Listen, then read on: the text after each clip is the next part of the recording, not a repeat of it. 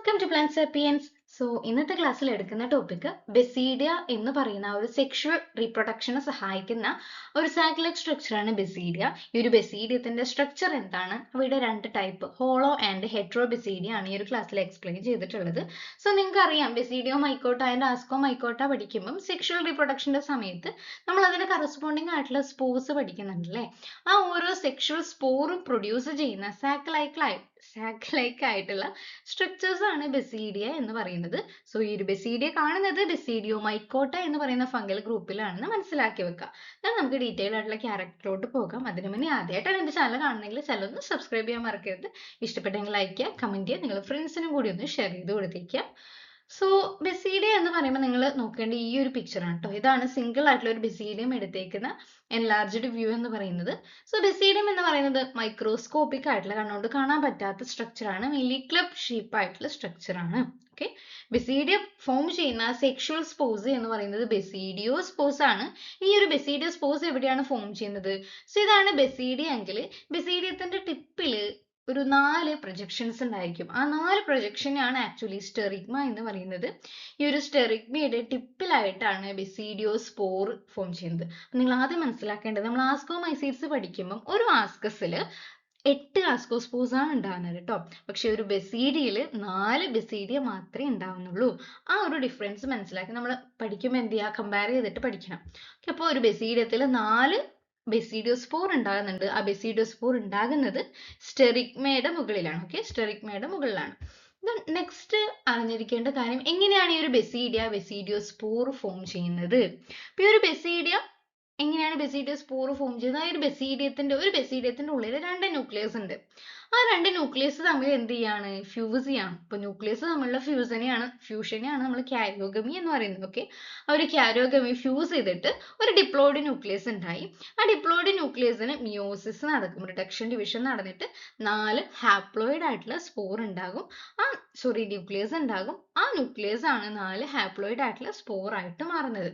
അതാണ് ഇവിടെ പറഞ്ഞത് site of karyogamy and meiosis എന്ന് പറയുന്നത്. ദെൻ തേർഡ് പെക്യുലാരിറ്റി എന്ന് പറയുന്നത് എക്സ്റ്റേണൽ സ്പോർ പ്രൊഡക്ഷൻ ആണ്. നമ്മൾ കമ്പയർ ചെയ്ത് പഠിക്കുമ്പം ആസ്കസ് പ്രൊഡ്യൂസ് ചെയ്യുന്ന ആസ്കോസ്പോർ ആസ്കസിന്റെ ഉള്ളിലാണ്, ആ ഒരു സാക്ക് ലൈക്ക് സ്ട്രക്ചറിന്റെ ഇന്റേണലി ആണ് പ്രൊഡ്യൂസ് ചെയ്യുന്നത്. പക്ഷെ ബെസീഡിയ പ്രൊഡ്യൂസ് ചെയ്യുന്നത് എങ്ങനെയാണ്, എക്സ്റ്റേണലി ആണ്, പുറത്താണ് സ്പോർ പ്രൊഡക്ഷൻ നടക്കുന്നത്. അതാണ് പറഞ്ഞത് എക്സ്റ്റേണൽ സ്പോർ പ്രൊഡക്ഷൻ എന്ന് പറയുന്നത്. ദെൻ ടിപ്പിക്കലി 4 സ്പോർസ് ആണ് ഉണ്ടാകുക, ഹാപ്ലോയിഡ് ആയിട്ടുള്ള സ്പോർ ആണ് ഉണ്ടാകുക എന്ന് പറഞ്ഞു. ഇനി അവയുടെ ഡിസ്ചാർജ് എങ്ങനെയാണെന്ന് വെച്ചാൽ ഫോഴ്സിബിൾ ആയിട്ടുള്ള ഡിസ്ചാർജ് ആണ്.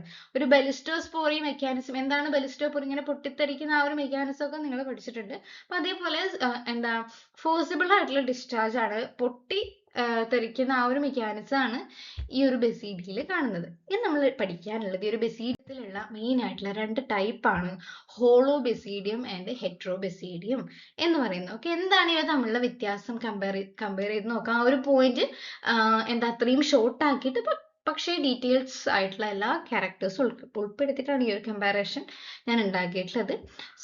ഒന്നാമത് അറിഞ്ഞിരിക്കേണ്ടത്, ഈ ഒരു ഹോളോ ബെസീഡിയ എന്ന് പറയുമ്പം സിംഗിൾ സെൽഡ് ആണ്, അസെപ്റ്റേറ്റ് ആണ്. ഇതാണ് ഇമ്പോർട്ടന്റ് ആയിട്ടുള്ള പെക്യുലാരിറ്റി. ഹോളോ ബെസീഡിയയിൽ സെപ്റ്റ ഇല്ല. ഓക്കെ, അസെപ്റ്റേറ്റ് ആയിട്ടുള്ള ആൾക്കാരാണ്. സിംഗിൾ ഒറ്റ സെല്ല് മാത്രമേ ഉള്ളൂ. ആ ഒറ്റ സെല്ലിലാണ് നമ്മുടെ സ്പോർസ് ഉണ്ടായിരിക്കുക. 4 സ്പോർസ് പ്രൊഡ്യൂസ് ചെയ്യുന്നത് ഒറ്റ സെല്ലിൽ ആയിരിക്കും. ഹെട്രോബെസീഡിയം എന്ന് പറയുന്നത് മൾട്ടി സെല്ലുലർ ആണ്. അതായത് ഒരു ഹെട്രോബെസീഡിയത്തിൽ തന്നെ ഒന്നിൽ കൂടുതൽ സെല്ല് ഉണ്ടാവും. അതായത് ഒരു സെല്ല് ആദ്യം ഫോം ചെയ്തിട്ട് ആ സെല്ലിനെ എന്ത് ചെയ്യാണ്, സെപ്റ്റ വെച്ചിട്ട്, ഇപ്പൊ ഇതാണ് ഒരു സെല്ലെങ്കിൽ ആ സെല്ലിനെ സെപ്റ്റ വെച്ചിട്ട് എന്ത് ചെയ്യാണ്, ഡിവൈഡ് ചെയ്യാണ്. സെപ്റ്റ വെച്ച് ഡിവൈഡ് ചെയ്യുമ്പം സെപ്റ്റ ഫോർമേഷൻ ഉണ്ടെങ്കിൽ അതാണ് ഹെറ്ററോബെസീഡിയം. ഓക്കെ, ഇവയുടെ ഷേപ്പ് ടിപ്പിക്കലി ക്ലബ് ഷേപ്പ് ആണ്. ഹോളോബെസീഡിയ ടിപ്പിക്കലി ക്ലബ് ഷേപ്പ് ആണ്. പക്ഷേ ഹെട്രോബെസീഡിയ ട്യൂണിംഗ് ഫോർക്ക് പോലെ ഉണ്ടാകാം, ചെയിൻ ലൈക്ക് ആകാം, അങ്ങനെ പല രീതിയിലും പല ഷേപ്പിലും കാണുന്നുണ്ട്.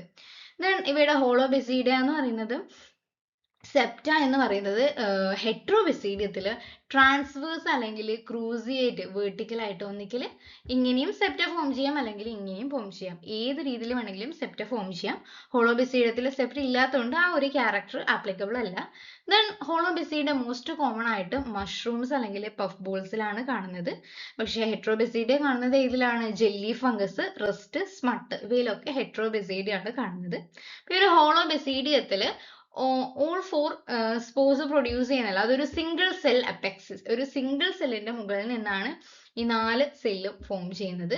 പക്ഷെ ഹെട്രോ ബെസീഡിയത്തിൽ ഓരോ സ്പോറും ഫോം ചെയ്യുന്നത് ഓരോ കമ്പാർട്ട്മെന്റിൽ നിന്നാണ്. ഇപ്പോ എന്താ, ഇതൊരു സ്പോർ ആണെങ്കിൽ കുറെ കമ്പാർട്ട്മെന്റ് ഉണ്ടല്ലോ, ഇതൊരു കമ്പാർട്ട്മെന്റ് ആണ്, ആ കമ്പാർട്ട്മെന്റിൽ നിന്ന് ഒരു സ്പോർ, ഇതൊരു കമ്പാർട്ട്മെന്റ് ആണെങ്കിൽ ആ ഒരു കമ്പാർട്ട്മെന്റിൽ നിന്ന് സ്പോർ. അങ്ങനെയാണ് ഈ ഒരു ഹെട്രോ ബെസീഡിയത്തിലുള്ള സ്പോർ ഫോർമേഷൻ എന്ന് പറയുന്നത്. ഓക്കെ, സോ ഇത്രയേ ഉള്ളൂ ബെസീഡിയ എന്ന് പറയുന്നത്. Thank you.